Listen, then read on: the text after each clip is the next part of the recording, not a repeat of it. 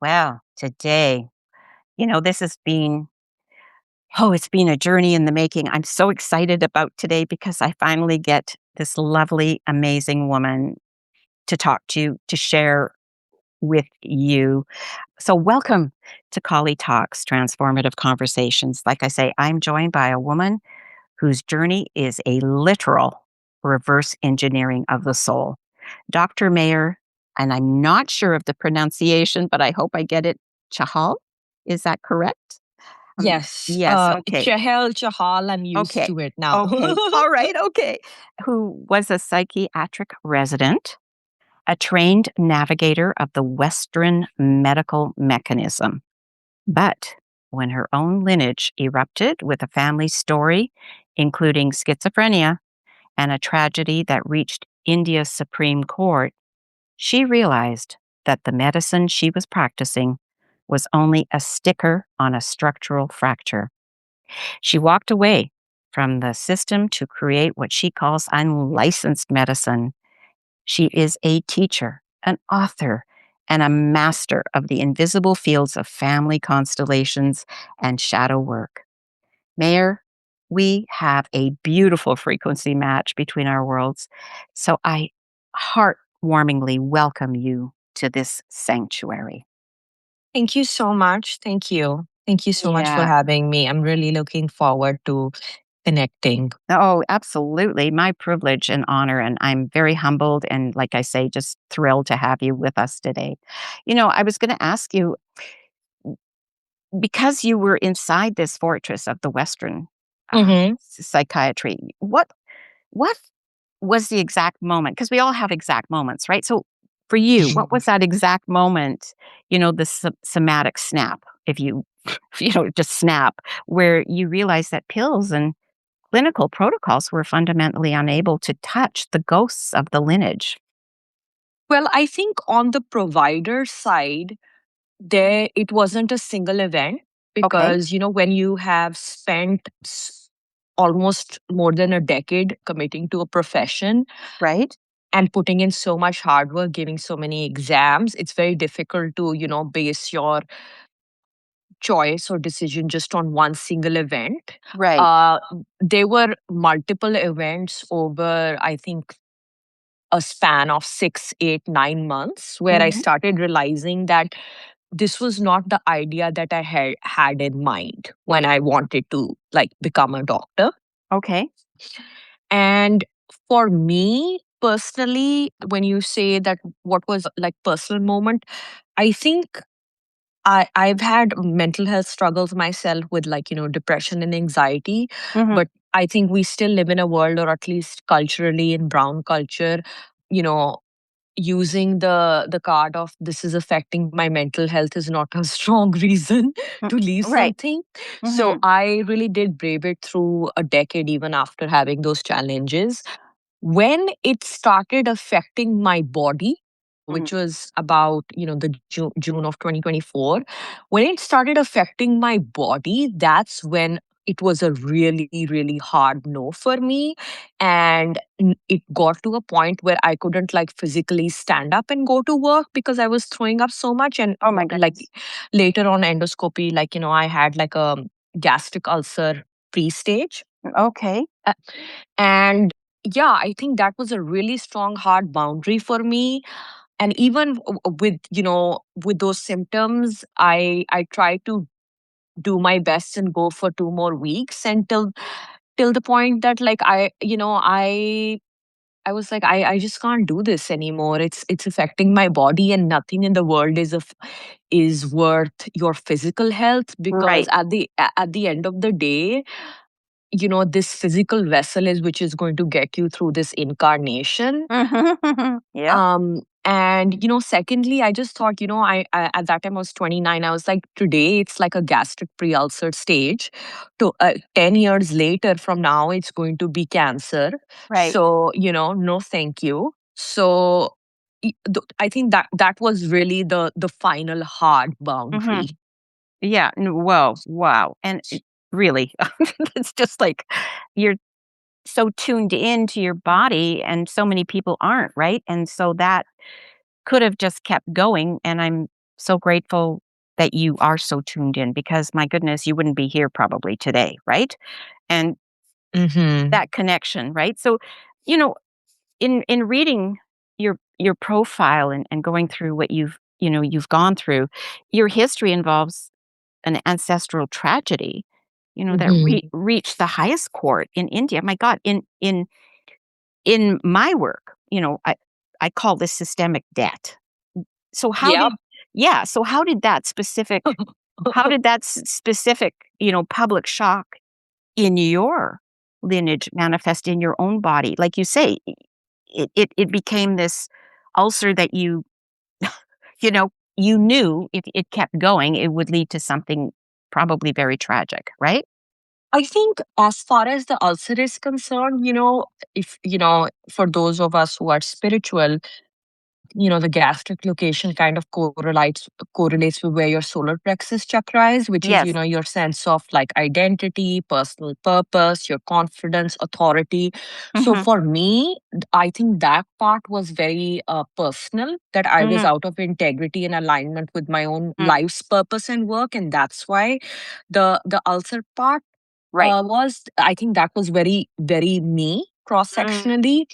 Okay. But as far as the systemic debt is concerned, growing up did kind of find out about this, Mhm. but I never truly realized that it was what it was to the magnitude of it, like being so public till till 2 years ago, actually, 2, 3 years ago. Oh, really? So, yes. So when I actually learned about the fact that it's kind of taught in history books, and like it changed like evidence around legal evidence in the court. So that's when I truly realized the magnitude of that, because it's one thing to have it happen, but then the second thing to have it happen so publicly in a time in India, and like I don't know, 1950 something, which Mhm. is really, really, like taboo and stuff like that. And at that time it was so regressive.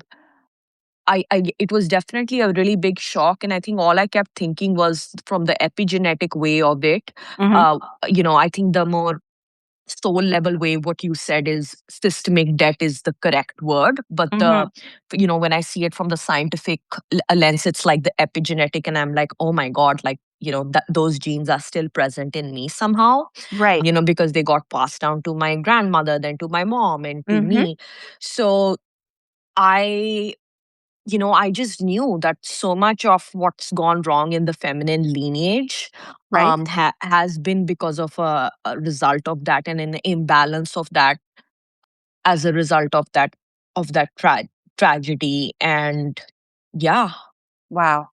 Amazing. I mean, because I've read, what you sent me, and I'm just enthralled with your whole life, and you often, speak about how we gaslight ourselves with the phrase, "But I grew up privileged," right?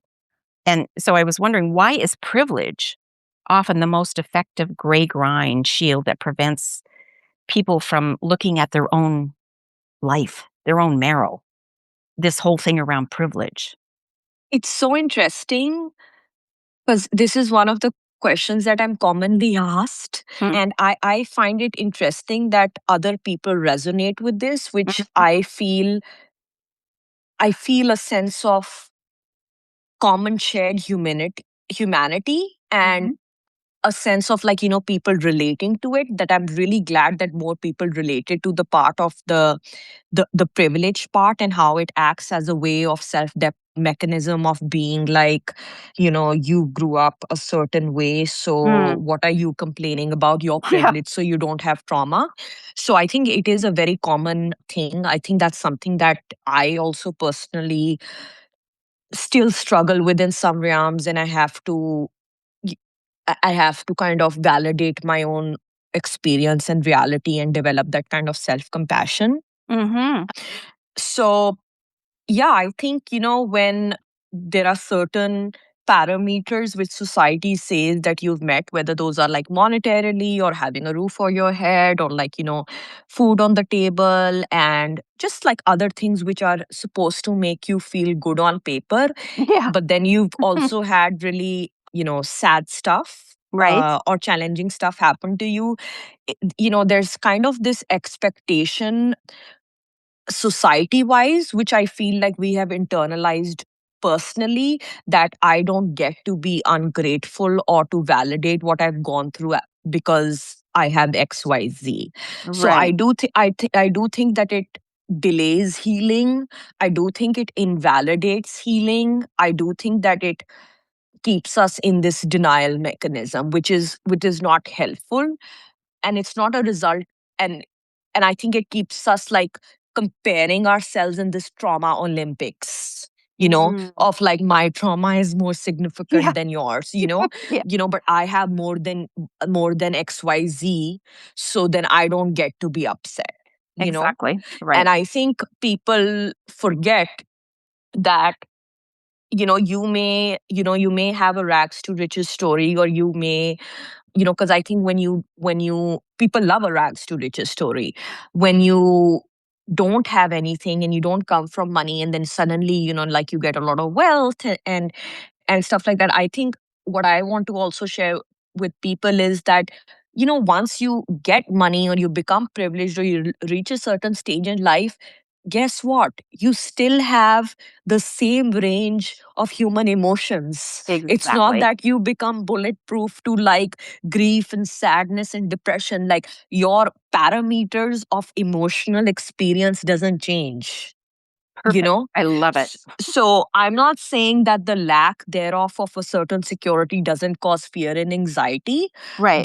but the opposite of that also doesn't make you bulletproof.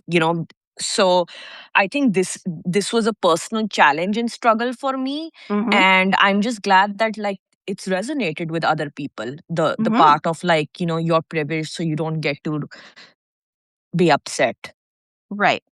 Yeah, I mean, I love it. I love what you said because it's so true. You're not bulletproof once you reach a certain status or, and this whole, right now, the whole thing around trauma, it's such it's almost like a catch-all phrase. Everybody, Mm-hmm. of course everybody's experienced trauma, right? Mm-hmm. But you know, with regards to being bulletproof, when you've reached a certain status or you've reached a certain amount in your bank account or Bitcoin or whatever, you're still human and Yeah. you still experience things that you might not even want to admit to, but they are there. And that, as I always say, it's great to swim down the river of denial, but at some point you're going to decide whether or not, you really know how to swim.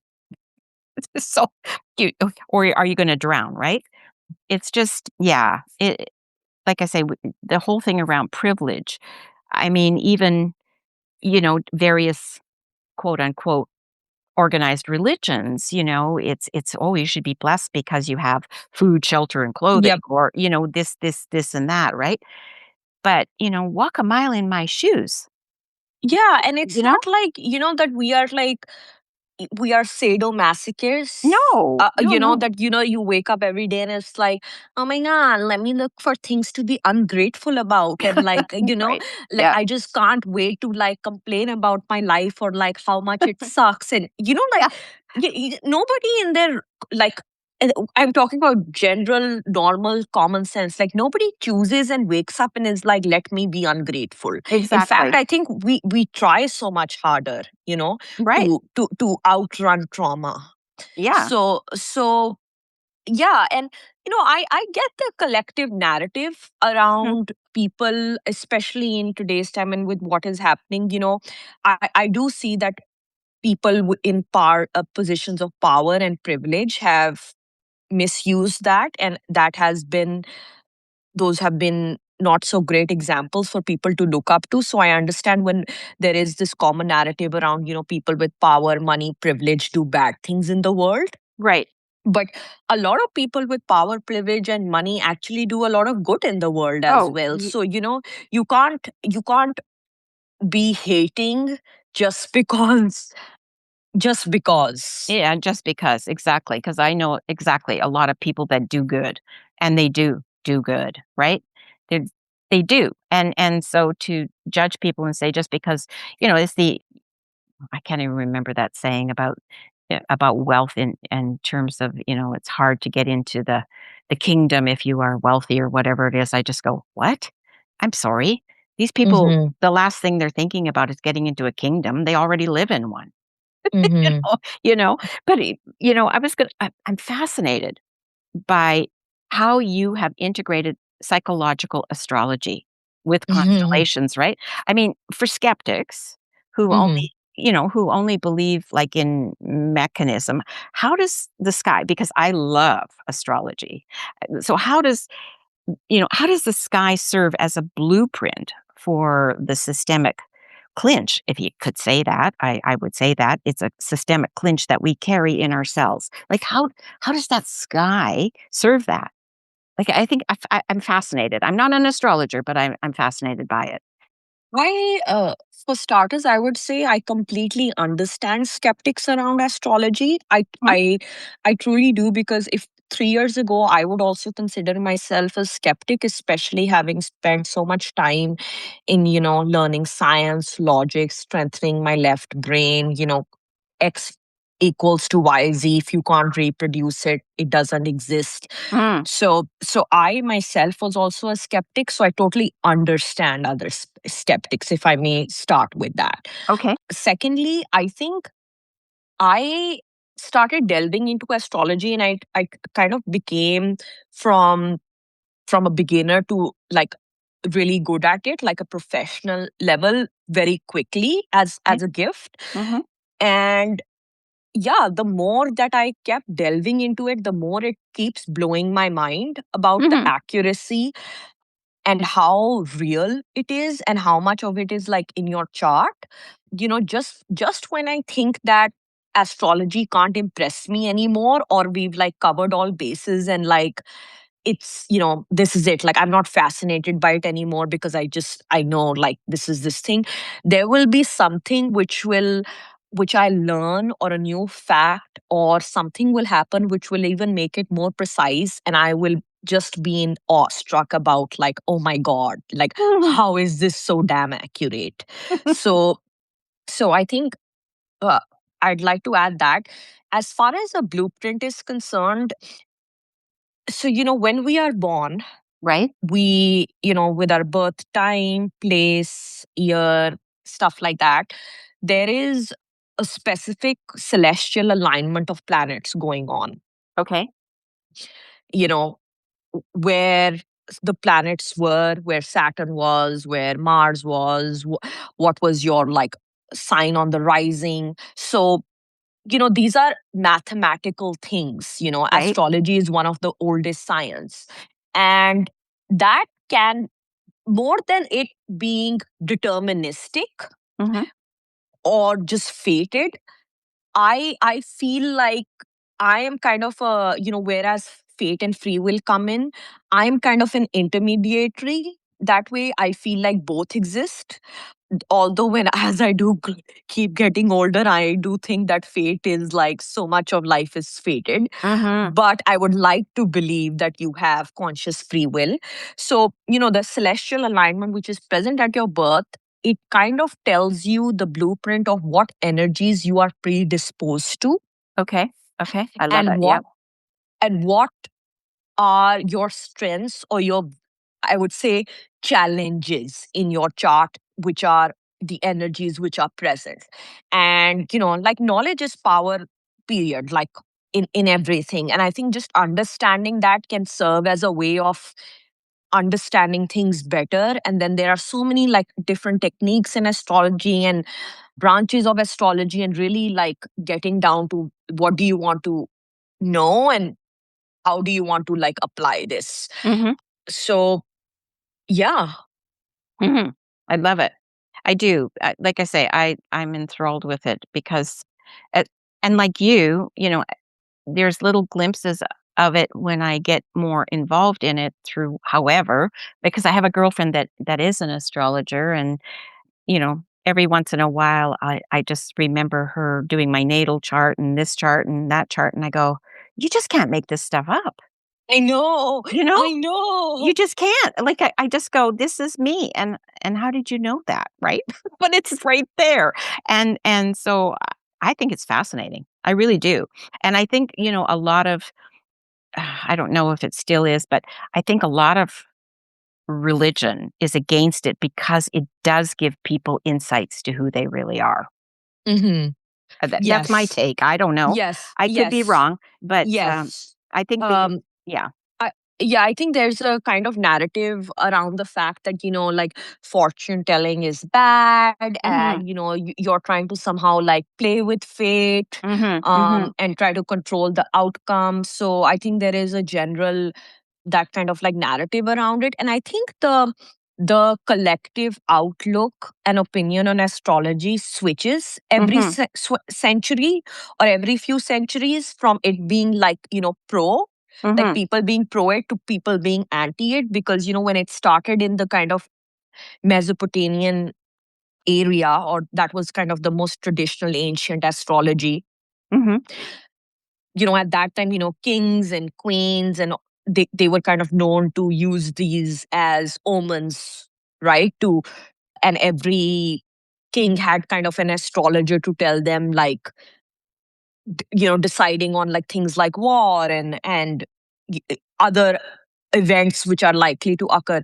And I think then just like with everything, the pendulum keeps swinging the Right? narrative. So I think astrology is coming back Mhm. Mhm. from just on a collective level, and it's swinging back because we are now collectively in the age of Aquarius. Yes. The outer planet Pluto has entered Aquarius. So Right? Aquarius traditionally is the sign which is linked to the stars. Right. So Aquarius is like very astrology. So that also kind of makes sense that we are heading back into this. And one more thing that I want to add on skepticism, Mhm. I get it. I get it. People who are like, this is not a science, this is not a math. Right? I think I, I j- unlike science, which is very controlled and regimented and very by the book and Mhm. by guidelines and reproducing the same result, I do think that because there's not a common a body in the world governing astrology or Yeah. having like certain like guidelines, and Mhm. there are so many different branches. There's Vedic, there's Hellenistic, there's Horary, there's so many different kinds of astrology. Because there's not common governing bodies, there's not like a license or a particular like examination that everybody has to pass. I think that it's not very regulated, Right. and a lot of the deviation in in in predictability or in astrology also comes from those kind of things. Mhm. Because maybe for every one great astrologer, you have like three or four not so good ones. Right. So I still understand the skepticism around it, is what I'm saying. Oh, for sure. And I love the fact that it's not licensed. I know. Right? I love it. I love it. I was gonna ask you, because in your work, you look at money, love, and sex and the intertwining through constellations, right? So I was gonna ask you, oh my goodness, like where do you see the most significant life force leak for women who are high achieving but somatically empty? Where is that leak?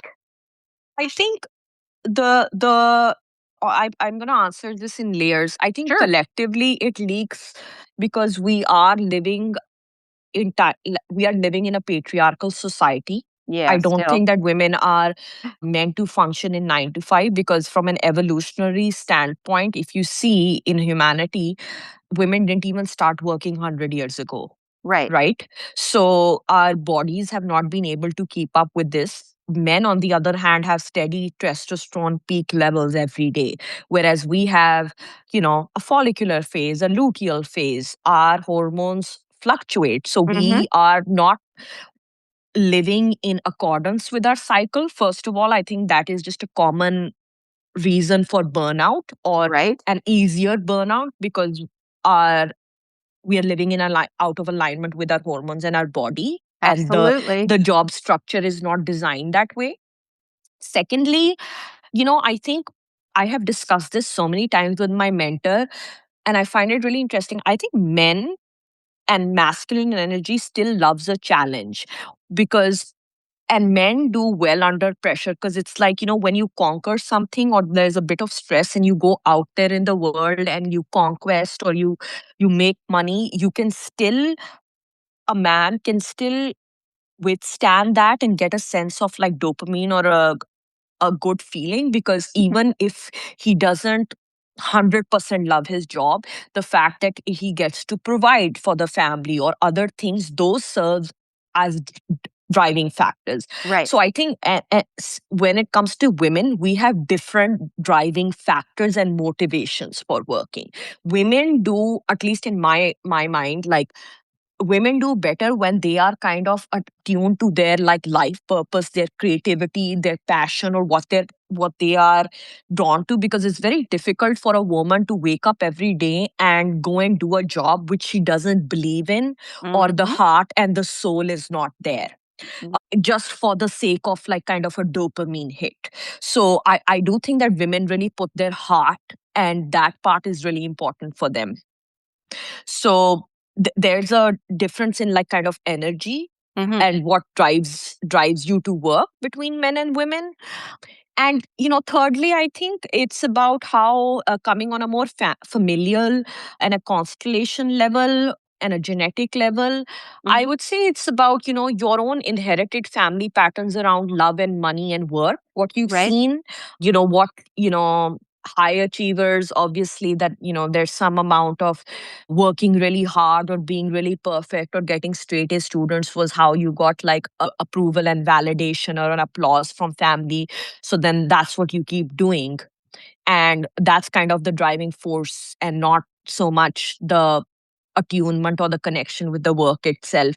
So that's naturally going to burn you out. And I mean, there's no coincidence that autoimmune disease is like five Oh, times more common in women, right? oh, for Uh, sure. as as Absolutely. as compared to men, and just so many hormonal problems when I see women as a result of like I think our bodies take a way faster Mhm. toll than than men do when when we're not aligned in the right Oh, thing. yeah. It's like if you step back, and I'm not just saying you, but me, or, our audience, because my audience is your audience now. Uh, if you step back and you look at a mother, like a woman who is a mother who has children or even one child and wakes up and, the cortisol through the roof, off to childcare or whatever, daycare or whatever, and then goes to work a job she doesn't even really like, or maybe she does, but still. And then, what, home 4 o'clock, 5 o'clock, and unless you have the privilege of the income where you can have somebody cook your meal for you, which is probably quite rare for a lot of people. Mhm. Then they've gotta do the meal, then they've gotta do the story reading, or they've gotta do the bathing, or whatever they've gotta do, and then snuggle time, and then to bed, and then do it all over again. It's like, I don't know who designed this, but it ain't working, you know? I don't know who designed this. I will I will say that I feel really grateful and privileged that I'm not in that kind of system anymore. Oh, same. I could not keep up with it. And I think it's really sad that women have to kind of go and do this. And, Mhm. I'm not a mother, so I don't get to be an expert in that field. But I just think that it's really sad when you're leaving your child all the way in daycare and working a job Mm, and stuff like that. And also, it doesn't end there. I was telling a friend of mine this. He was with me in residency, and mhm. his wife actually took 3 years out from the medical field to raise their kid because she got pregnant. They were not Okay. expecting. Right. And she stayed at home for 3 years to look after the child. And Mhm. naturally, she felt a little bit of like, I'm not earning. I kind of like, I, I've, I've been left kind of behind and stuff like Right. that. And, I would tell them, I was like, you don't realize how much mental health problems you are saving and how much Oh, money you are psychiatrically saving, thanks to the fact that she did not leave and both Absolutely. parents were not out there working. So look at it as like a monetary benefit for the first 3 years, which I would say are the most important for a child's nervous system attunement, and Absolutely. for him to have their mother. I'm like, you are saving thousands and thousands of dollars in therapy and medication with your child not having attachment and anxiety and Mhm. abandonment issues. So you're good. Look at it from that perspective. And yeah, eventually I think they thought that, this was a really good idea that she Oh, for stayed at sure. home and she was able to spend all of that time, because it doesn't end with that, right? Like when your child grows up, there are going to be psychological issues as a result of how your child perceived being dropped off every day. Absolutely. My saying is, you either pay now or you pay later, right? So you may pay by staying home and thinking you're not, bringing in what you thought you could or wanted to or whatever. But then that formative time is the time when, in fact, you don't have to pay later, because the paying later is when they need the psychology or the psychiatry or this, or you do, and the parents need, you know what I mean? It's this Hmm. whole mess that happens later because the kid felt abandoned, no attachment, yada yada yada, all this stuff, right? Yeah. Yeah, exactly. My feelings exactly. And speaking of mothers, I was going to ask you, because with your mother's history of schizophrenia, Hmm. you had to face a very loud shadow. So how did you learn to love the woman while refusing to inhabit the diagnosis? How did you learn to love this woman while refusing to inhabit the diagnosis? Well, I do think that did internalize Mm. a lot, at least as a child. Mhm. As I grow up and as I heal, I think I am able to individuate and have a sense of separation. Mhm. But it was really, really hard and challenging. I don't think I did it at that time. I I think just like everybody else, I use denial as a very strong defense mechanism. And Mhm. secondly, like studying and excelling for me were coping mechanisms. Mm. Staying busy were coping mechanisms. Right?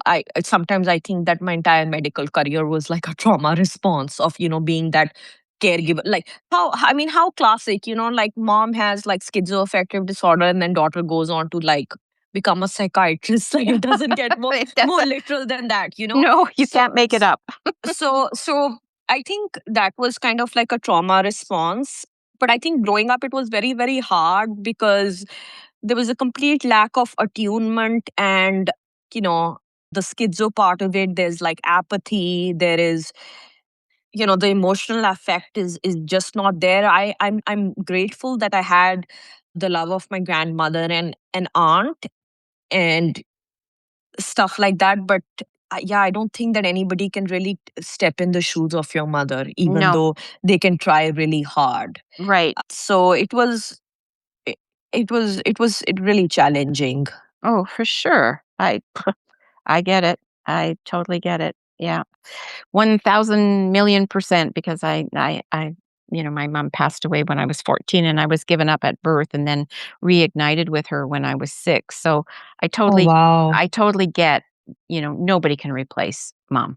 Nobody. Yeah. They just can't. And, I was thinking in terms of your framework being, titled unlicensed medicine, right? So it kind of sounds like a sovereign decree. And I'm just thinking, is the is the greatest healing act simply the decision to stop asking the system for permission to be whole? Just stopping and just being that, or how does that work? I think the greatest decision is to start listening to your body, I love it. because Dr. Gabor Mate, he Oh yeah. has this wonderful book, When the Body Says No. Yep. So I truly feel that, if you don't say no right now verbally, sooner or later, your body is going to say it for you. So Hmm. it's not a matter of if, it's a matter of when. Right. So the more that you start attuning to the signals of your body, I think the better it is.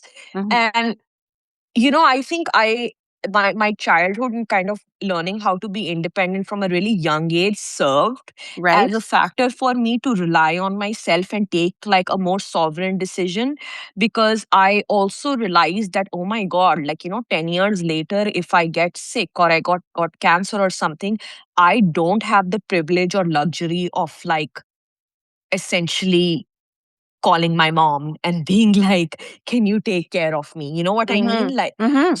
so I I think do, yeah.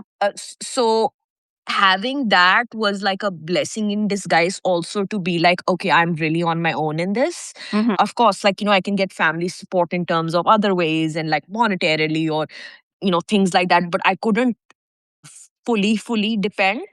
Right. And that really was a driving force for me. So I think l- the first step to be sovereign is to like really listen to your body and not like ignore it and overwork it, because I think a lot of us try to shut off the signals. Right. Right. Exactly. That's it, right? Those signals. And y because because of your work in psychiatry, right, you were taught to manage symptoms, right?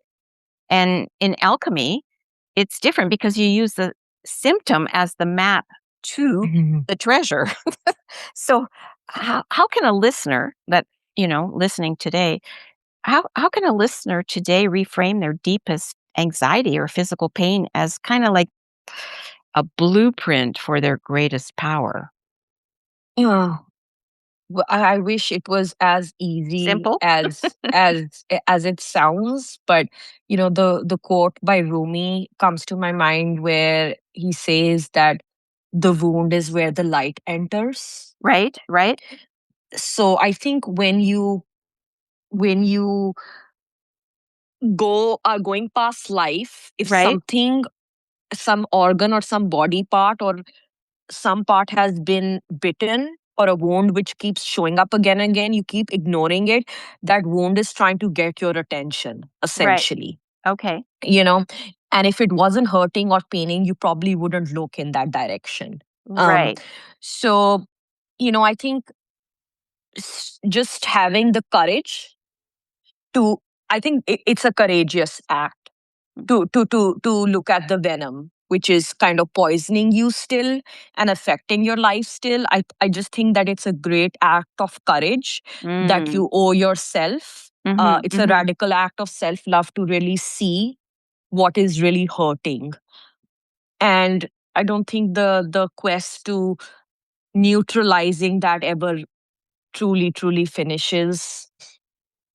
But yeah, I would say the it starts with courage. I love it, I love it, yeah. It's the heart of the lion, right? The courage. Exactly, having the courage just to even investigate, to start to start somewhere. As I always say, you gotta start somewhere, you get nowhere, really. I know. Yeah, and easier said for a lot of people than done, I get it, I totally get that, but y y I'm I was thinking, regarding because you had this situation, the murder in your maternal ancestry, right? In reading over your works. And basically that ancestry is, for listeners, it's the systemic field. And an excluded ancestor creates a vacuum, right? So Mm-hmm. Mm-hmm. so how did bringing the shadow into the light change the metabolic health of your current family line? Well, I think the you know I do think that the murder was a result of postpartum psychosis, Okay. and that is actually not too long ago observed this pattern happening in my maternal lineage, where soon after the daughter was born, the mom would have some kind of psychiatric issue, ranging whether it was from like mania to depression to anxiety to like full blown psychosis. So I think there was a untreated psychiatric illness, Mhm. and Okay. this pattern between mom and daughter being passed down. Right. I think restoring equilibrium, and just like Constellation says that everybody has the right to belong, Right. and when you don't give people their right place, whether victim or perpetrator, that essentially, like you said, creates a vacuum in the coming Mhm. generations, and then they have to pay those debts. Right. So I think just like restoring order and balance by the help of like constellations therapy and really acknowledging that Mhm. that helped. And I think as a result of it, I do see that there has been more healing in my relationship with my mom. And there is I think where it's had a ripple effect even in the external manifestation of it. Beautiful. I love it because it's so true, right? It's that everybody deserves to belong and has a place, right? And it's all about that inclusion and acknowledgement. And and it's interesting talking to you because I love talking to you, by the way, because of the Thank fact you. that, you know, a lot of people they just don't get that they are both. They are sometimes a victim and sometimes they're a Yes, perpetrator, right? yes, Yeah. yes. Yeah. It's like, no, I'm not. I've I never been a perpetrator. Yes, I think for me, if you asked me, uh, one of the top reasons why I like constellations so much and why I respect it so much Hmm. is that victim and perpetrator are equal, and that constellations is such a non-judgmental therapy. Mm. It's so like non-judgmental that all the field or the systemic field cares about, it doesn't give a shit about you or me or No, xyz, on an individual no, level. All it wants is order, balance, and equilibrium. So it's exactly. so uh, I truly feel like it's just like seeking justice by this Hmm. equilibrium, and it's not it's not got this personal vendetta and judgment against you. So Yeah. I really find that very intelligent and Oh, yeah. advanced And liberating. It's so and liberating. Yes, yeah. as a result of the that how you step out of this victim perpetrator dynamic. Hmm. You know, like I think it's easy for people to confuse the two and be like, you're somehow invalidating my act of like, especially if you've been a victim of whatever.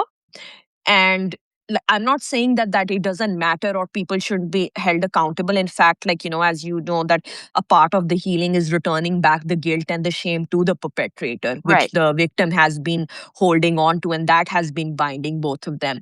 But I think restoring that balance and order is actually what like empowers the victim to step out of this dynamic so that they do not ever attract another perpetrator in that way. Hmm. So it's not about saying that you get a hands free pass Right. about this, but it's like, how do you use this like knowledge to like be sovereign again? There's that word. I love it. To be sovereign, right? Yeah, Yeah, absolutely. The return to that.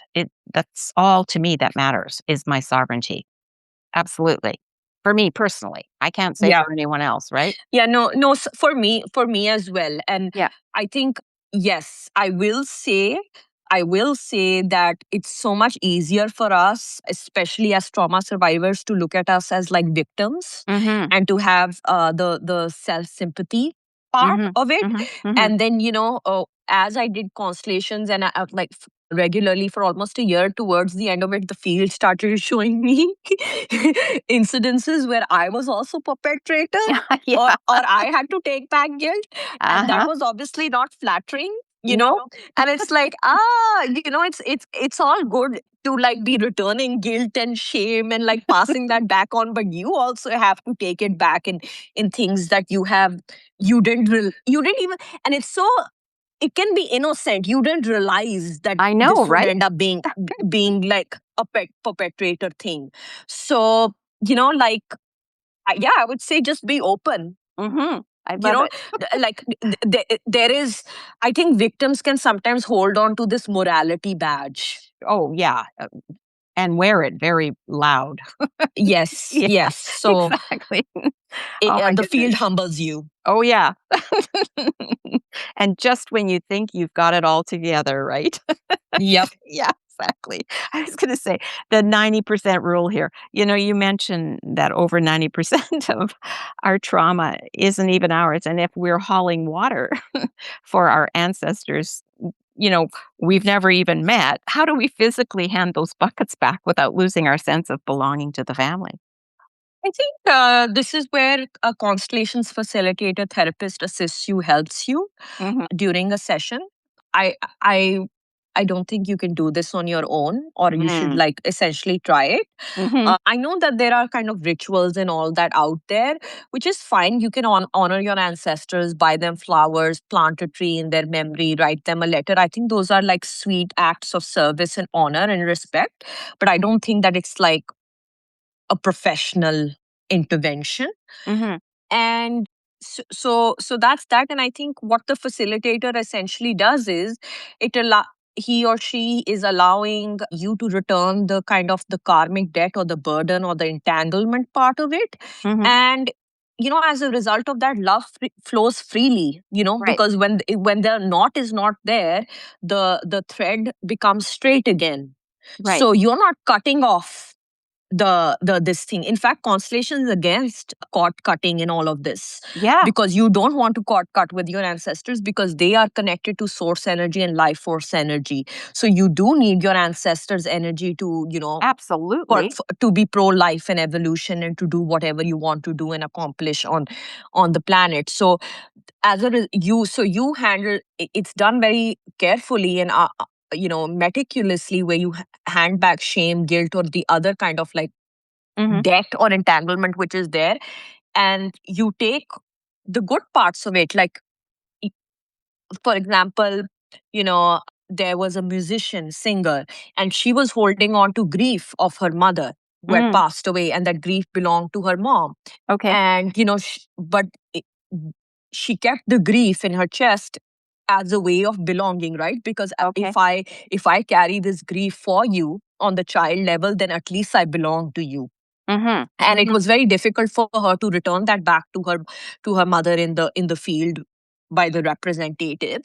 And but at the same time, so after she did that, her mom also has blessed her with her voice, right? So you also Right. get the ancestral part of the gift. You Right. don't throw the baby out with a bucket. So absolutely, whatever parts of your ancestry that you admire and you want to take forward, for which are pro evolution, that can be resilience, artistic gifts, or whatever other great things, Mhm. you get a choice to take those as well. You are not like a bye bye, you know Right.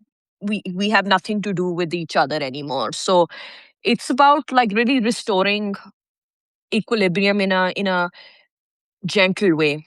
Right. I I liken it, there's a lot like I tell clients, there's a lot of amazing resources that your ancestors have to offer you. Mhm. And so if you Mhm. cut the cord, where do the Mhm. resources go? Mhm. Right? And so Mhm. I was just going to ask you this question with regards to, with working with people that you do, success sometimes for me, sometimes clients, they often feel like a betrayal when they Hmm. are successful, right? Hmm. That they're committing a betrayal of Yes. the struggling ancestors, right? So Yes. how do you help a client move into that golden throne as opposed to the gray grind of survival? I think I'll talk personally about me as Mhm. the client over here with my Okay. mentor. Okay. I think she always differentiates that the difference between an adult and a child in Constellation is the ability to take on guilt. Right. And if you're not ready to kind of take on guilt, means you're not ready for healing.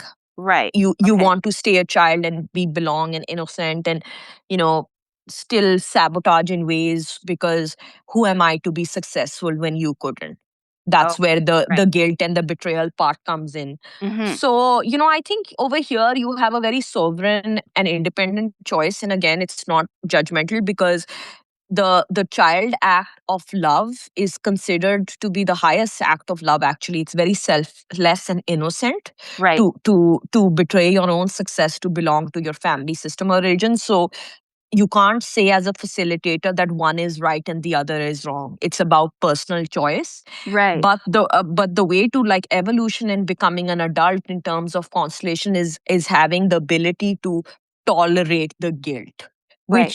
which 100% is uncomfortable at times. Mhm. 100%, 100%. So Yep. I think it's about not so much about how I don't feel guilty. It's more Right. about how do I tolerate the discomfort of the guilt. I would like Mhm. reframe it as that. Mhm. Okay. Okay. That's beautiful. I love it. Yeah. It's so true. I yeah, I get it completely. And I was gonna, unfortunately, our time is coming to an end here, but I wanna have you back again because there's so much more I wanna discuss, but I was gonna ask you in closing here, for the woman, let's say, in the audience today, listening, who may be between 44 or even 70, and feels like she's hauling water for Mm-hmm. for a trauma that isn't even hers, right? It's like that song, "He ain't heavy, he's my brother, but I'll carry him." You know what I mean? Yeah. So for her, this trauma isn't even hers. What is the first step in her sovereign thawing out? I'd say the first one is the radical act of self love of saying that I deserve to heal and it's never too late. Okay. And there is a particular pattern that I'm just fed up of, Mhm. and I Mhm. just can't seem to get rid of because by conscious will or hard work or Right. outperforming it. So I would say identify that particular block. In Okay. fact, the more specific and narrower it is, the better your chance at really getting to the root source of it. And then obviously work with the facilitator to get to the bottom of it, to entangle and unburden yourself of it. That's what I would say. Okay. um yeah, but again, it comes up to you. This is a planet of free will. Yes, it is, isn't it? Absolutely, and and to work with someone, and I want to leave our audience with your information. How can our audience reach you? I mean, I'm going to post. I will post it in the promotion as well, but just for people to hear your voice of how they might be able to reach you first, for some assistance, right? Yes. So my Instagram is Dr. Dr. Meher Chahal. Mm-hmm. And then I have my email, which is info at Mm-hmm. drmeherchahal.com. Okay. My website is currently undergoing renewal. So I'm not sure if there's a point of giving that Yeah. off as of Right. now. Right. And then my book, Unlicensed Medicine, is out on Amazon, Kindle, Barnes and Noble. So go check that out. That's what I Okay. would say. Yeah. Okay, awesome. Well, you know what? I'm going to just say again how honored and how humbled and how grateful I am for you to spend time with our audience today. And I just am, like I say, I'm so grateful, and I look forward to having you on again because I could talk to you for a whole day. So, and I know, Likewise. yeah, absolutely, my dear. So, lots of love, and just blessings to you and yours. And like I say, I'm going to have you back again when we can make it happen. And I'm just so grateful because now your audience can reach out and get some assistance if it's that act of free will, right? So thank you so much. I'm just so excited to have this. I've waited for quite a while to have you on, and so it's well worth the wait. So thank you Thank you. so Thank you. much. Thank you, thank you, thank you. Blessings to you and yours. Thank you. Thank you, Thank you my dear. so much for Thank having you. me. Oh, absolutely. Thank you.